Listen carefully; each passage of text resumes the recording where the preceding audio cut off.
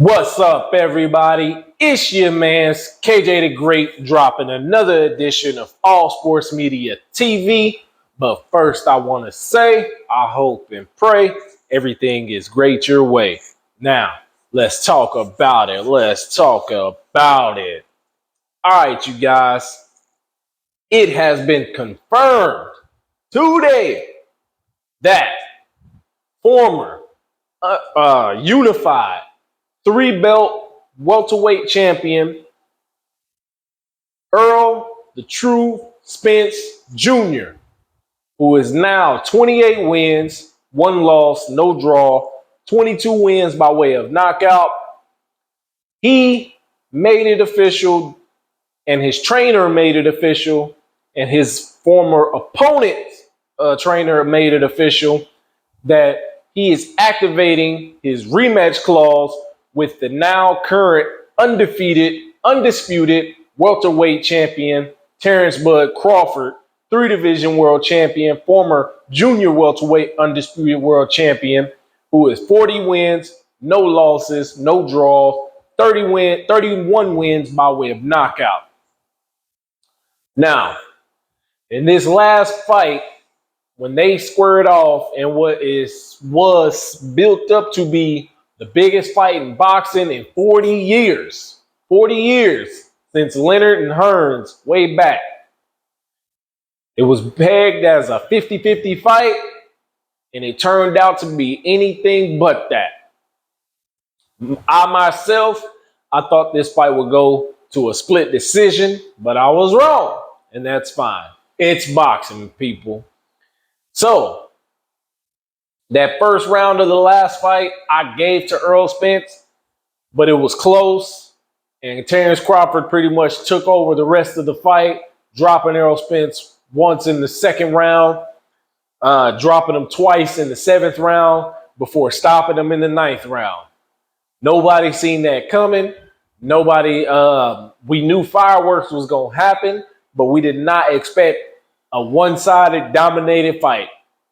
To everybody's surprise, Terence Crawford came out and proved all the doubters wrong and is now undisputed. Now, in the contract for the original fight was that the loser was guaranteed a rematch clause. But whoever the champion, the winner was, gets to decide which weight they will fight at. Now, you go back, you listen to these guys talk. They've been saying it for a couple of years now that making 147 has been tough. Errol Spence is on record saying that making 147, making 147 has been tough for Errol Spence, with his frame and the size and everything. Terence Crawford, he grew into the weight, and he's on record now saying that it's tough for him to make that weight as well. Errol Spence, he did say that he wants the rematch, and he wants the rematch at super welterweight, 154 pounds. So we don't know if that's what Terence Crawford is going to pick, and we don't know if that's what it's going to be. Now, Errol Spence made it clear that he doesn't want to fight at 147 anymore. So what if Terence Crawford says, I want to fight again at 147? Because he's the champion and he gets to choose the weight. Well, that could be a kink in the armor. And if that were to happen, that would force Errol Spence to take a fight at 154. I don't know if you would call it a tune-up. Either way, that being with Keith Thurman or the current WBO champion, that being Tim Tszyu after his fight, we don't know.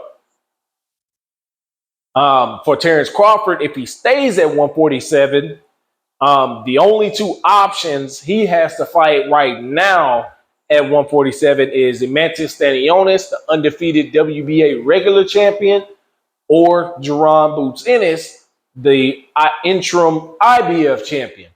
Me personally, the better of that fight of those 2 is Jaron Boots Ennis. That would be a good fight for boxing fans. I know a lot of people outside of boxing, the casuals, They don't know much about that. But us boxing fans, we would love to see that type of fight with Boots and Crawford. You know, won't give no further details on that. Now, this fight between Errol Spence and Terence Crawford takes place at super welterweight, 154 pounds. It is hard for a lot of people to see any other outcome other than what will happen. Namely because Errol Spence will be heavier, he'll be more comfortable, he'll be stronger, all of those things. But the same thing goes for Terence Crawford.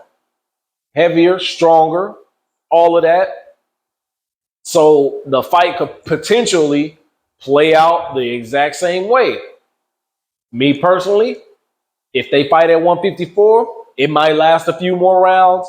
But man, it's hard for me to see it playing out another way as well. So with Jermell Charlo, the current undisputed super welterweight champion, taking on Canelo, where does that leave the rest of the belts and everything else that is in limbo? Now, I fully expect Jermell Charlo, if he wins, to stay at 168.